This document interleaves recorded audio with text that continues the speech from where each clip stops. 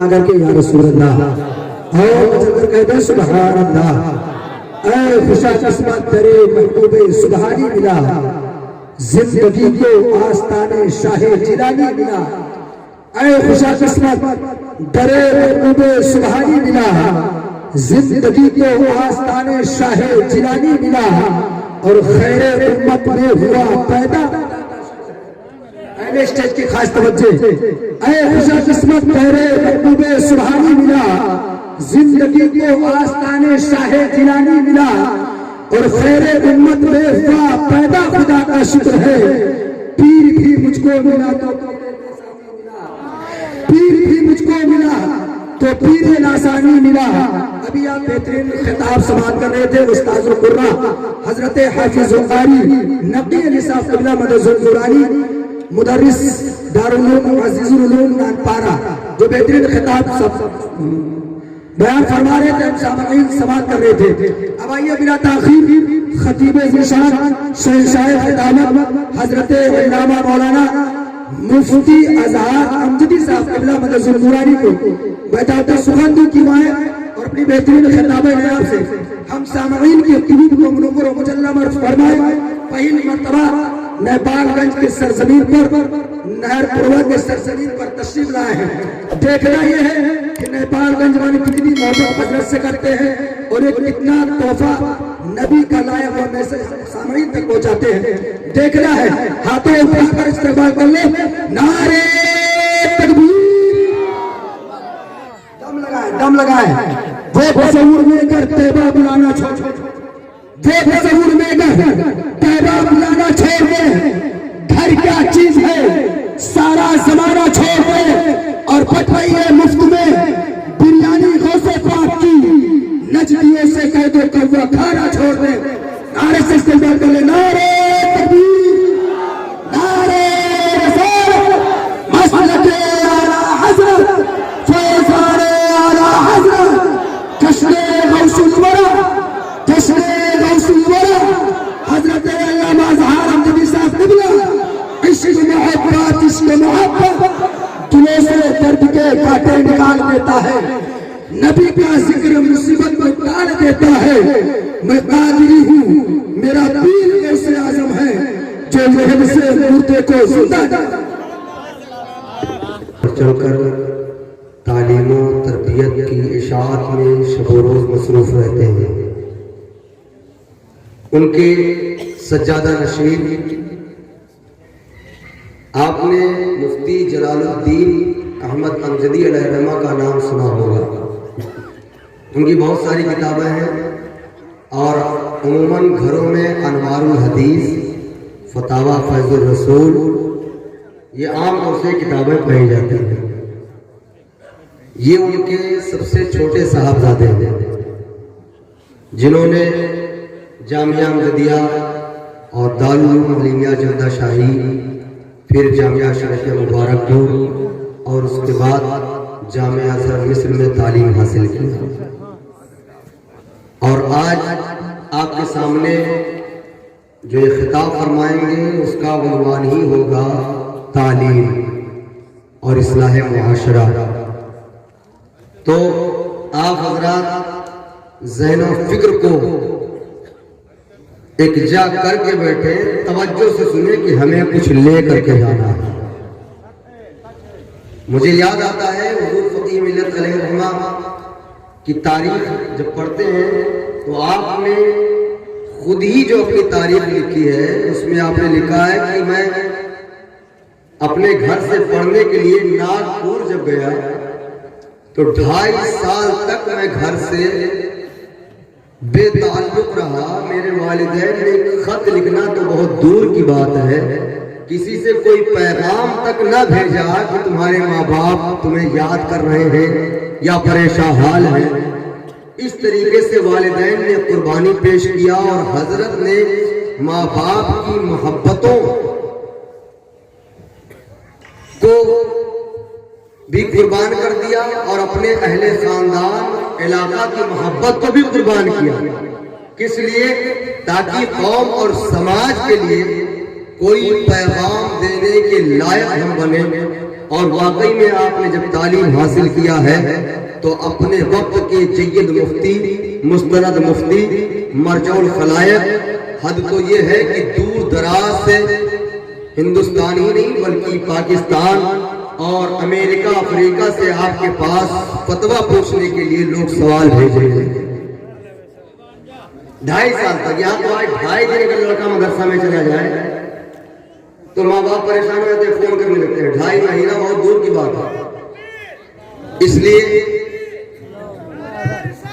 آپ توجہ سے ان کو سنیں اور سن کر کے آپ نعرے تکبیر، نعرے رسالت، بصرت اعلیٰ حضرت علامہ مولانا تبریز عالم صاحب قبلہ، حضرت علامہ تبریز عالم صاحب قبلہ، عشق محبت، عشق محبت۔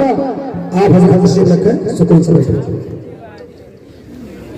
اب آپ کے سامنے جانشین حضور فقیہ ملت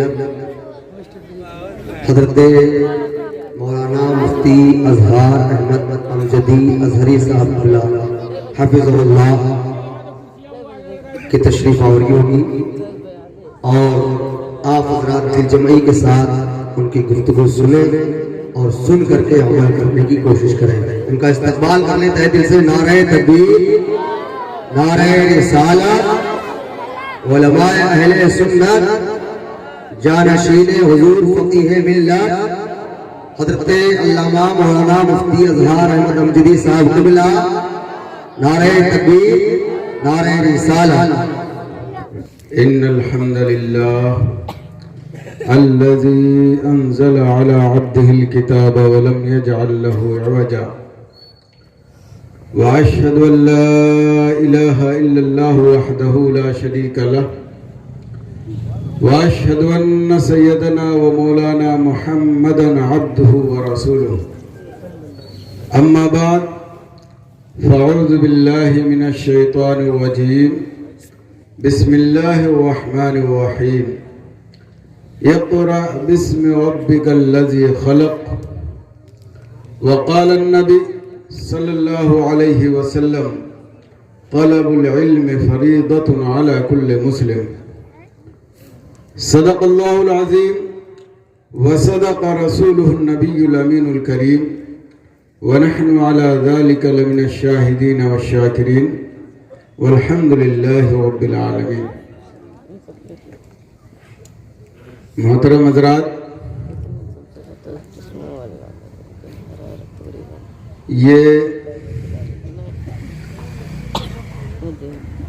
محبی و مکرمی حضرت مولانا مفتی کہف الورا مصباحی صاحب کی محبت ہے، اور عالی جناب عبدالغفار عرف کلو صاحب کی محبت ہے کہ میں پہلی بار آپ کے سامنے آیا۔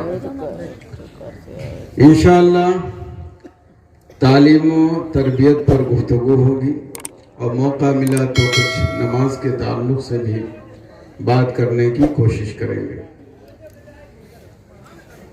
آج ہم معاشرے کی اصلاح کی بات کرتے ہیں، کرنا بھی چاہیے، ہر عالم اور مفتی کی ذمہ داری ہے، بلکہ ہر مسلم کی ذمہ داری ہے کہ وہ سماج کے اصلاح کی بات کرے۔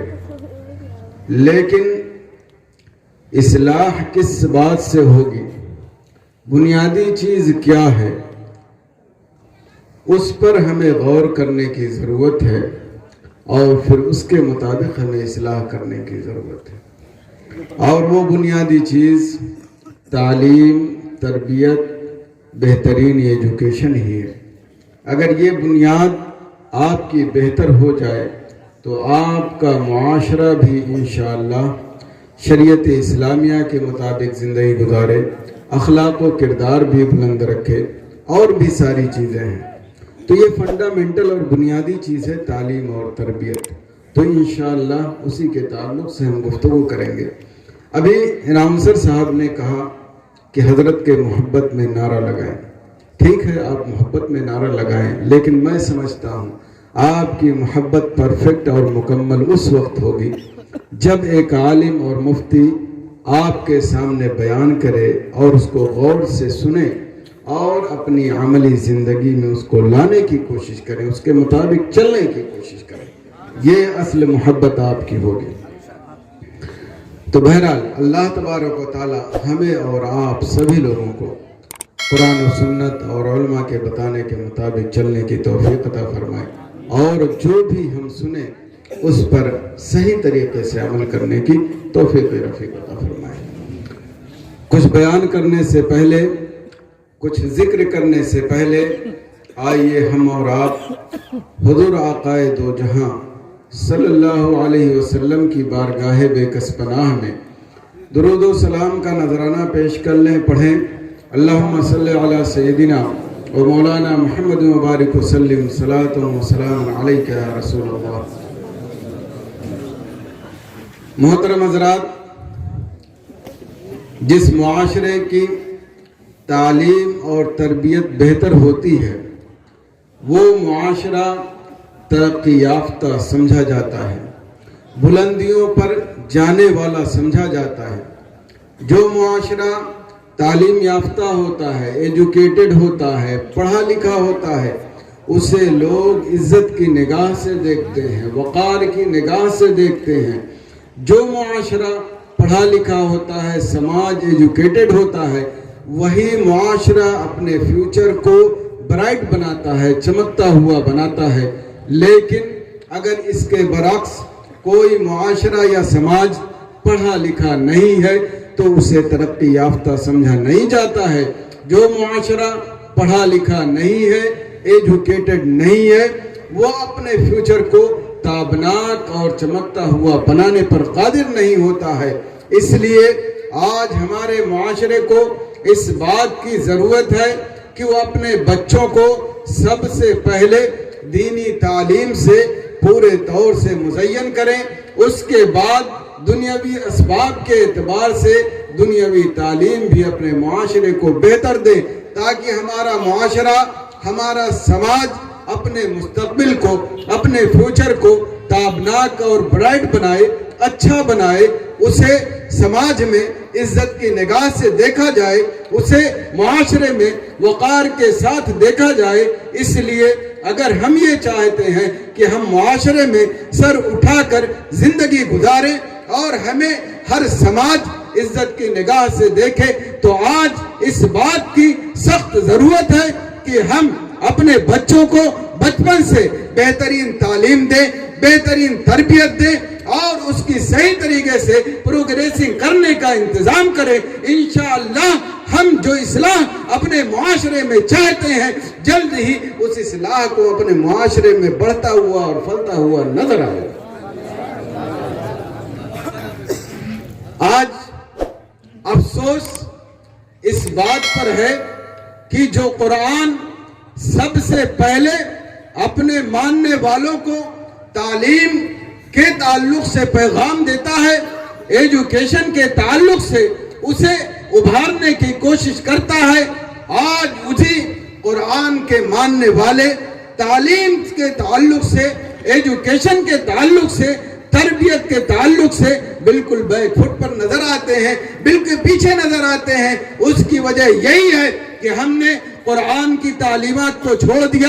نبی اکرم صلی اللہ علیہ وسلم نے جس طرح ہمیں زندگی گزارنے کو سکھایا تھا، ہم نے اس کو پس پشت پر ڈال دیا اور مغربیت کے پیچھے بھاگتے ہوئے نظر آئے. اے مسلمانوں، اگر آپ اچھی زندگی گزارنا چاہتے ہو اور یہ چاہتے ہو کہ سماج میں آپ کا وقار رہے، تو قرآن و حدیث کے مطابق اپنے سماج کو، اپنے قوم کو، اپنے بچوں کو بہترین تعلیم دو. انشاءاللہ تمہیں بلند رہو گے، دنیا میں بھی اور آخرت میں بھی. اللہ تبارک و تعالیٰ انشاءاللہ تمہیں بلندیاں ضرور عطا فرمائے. اللہ تبارک و تعالیٰ ارشاد فرماتا ہے، اقرأ بسم ربک الذی خلق. اے محبوب، اپنے رب کے نام سے پڑھو جس نے تمہیں پیدا کیا. یہ آیت کریمہ سب سے پہلے نازل ہوئی اور اس میں پوری دنیا کو سب سے پہلے پڑھنے پڑھانے کا پیغام دیا گیا. اس آیت کی اہمیت کو سمجھنے کے لیے یہ آیت جس وقت نازل ہوئی اور جہاں پر نازل ہوئی اس کا بیک گراؤنڈ جان لے تو انشاءاللہ ہمارے دل میں تعلیم و تربیت کی جگہ پورے طور سے موجود ہوگی اور وہ اپنے آپ کو مضبوط کرے گی۔ جس وقت یہ آیت کریمہ نازل ہوئی جہالت سے بڑھ کر اور ان پڑھ ہونے سے بڑھ کر بڑے بڑے جرم پائے جاتے تھے۔ مثال کے طور پر اللہ تبارک و تعالیٰ کے ساتھ سینکڑوں بتوں کی عبادت کی جاتی تھی۔ اس سے بڑھ کر اسلام میں کوئی جرم نہیں ہو سکتا، اور اسی سماج میں اسی دور میں جب بچی پیدا ہوتی تھی تو اسے زندہ درگور کر دیا جاتا تھا۔ اسی سماج میں عورتوں کی عزتوں کو نیلام کرنے کا عام رواج تھا۔ اس کے علاوہ اور بہت ساری برائیاں پائی جاتی تھی، لیکن اللہ تبارک و تعالیٰ نے ان میں سے کسی کی طرف سب سے پہلے پوری دنیا کو اپنے محبوب کے ذریعے پیغام نہیں دیا۔ اگر پیغام سب سے پہلے کسی بات کا دیا ہے تو وہ تعلیم ہے، وہ ایجوکیشن ہے، وہ پڑھنا لکھنا ہے اور اپنے آپ کو تربیت یافتہ بنانا ہے۔ اب سوال یہ اٹھتا ہے کہ جب جہالت سے بڑھ کر اتنے بڑے بڑے گناہ پائے جاتے تھے، پھر بھی اللہ تبارک و تعالیٰ نے سب سے پہلے اپنے آپ سے، اپنے سماج سے، اپنی قوم سے جہالت دور کرنے کا حکم کیوں دیا؟ اس سے بڑھ کر گناہ پائے جاتے تھے، بلکہ سب سے بڑا جرم اللہ کے ساتھ دوسرے کی عبادت کرنا یہ پایا جاتا تھا۔ اس کے باوجود اس کے چھوڑنے کا پیغام سب سے پہلے نہیں دیا۔ سوال اٹھتا ہے، آپ اپنے ذہن پر غور دیں گے اور اپنے دل پر ہاتھ رکھ کر سوچیں گے تو علماء کے ذریعے جو جواب ملے گا انشاءاللہ وہ آپ کے ذہن میں بیٹھتا ہوا نظر آئے گا۔ اللہ تبارک و تعالیٰ نے سب سے پہلے تعلیم اور تربیت کا اس لیے حکم دیا کہ جو سماج تعلیم یافتہ ہوگا، پڑھا لکھا ہوگا، ایجوکیٹڈ ہوگا، تربیت یافتہ ہوگا، اخلاق مند ہوگا، وہ سماج کبھی اپنے رب کے ساتھ کسی کی عبادت نہیں کرے گا۔ جو سماج پڑھا لکھا ہوگا وہ سماج کبھی اپنی بچی کو زندہ درگور نہیں کرے گا، اسے دفن کرنے کی کوشش نہیں کرے گا۔ جو معاشرہ، جو سماج پڑھا لکھا ہوگا وہ اپنے ماں کی عزت کو نیلام نہیں ہونے دے گا، وہ اپنے بہن کی عزت کو نیلام نہیں ہونے دے گا۔ جو معاشرہ پڑھا لکھا ہوگا وہ اپنے بچے کو جاہل نہیں رکھے گا، تربیت یافتہ بنائے گا، ایجوکیٹڈ بنائے گا۔ کہنے کا یہ مطلب ہے جو معاشرہ پڑھا لکھا ہوگا، تربیت یافتہ ہوگا، وہ ساری اچھائیاں اپنے دامن میں سمیٹنے کی صلاحیت رکھے گا، اور جو معاشرہ پڑھا لکھا نہیں ہوگا وہ اچھائیوں سے بالکل دور ہوتا ہوا نظر آئے گا۔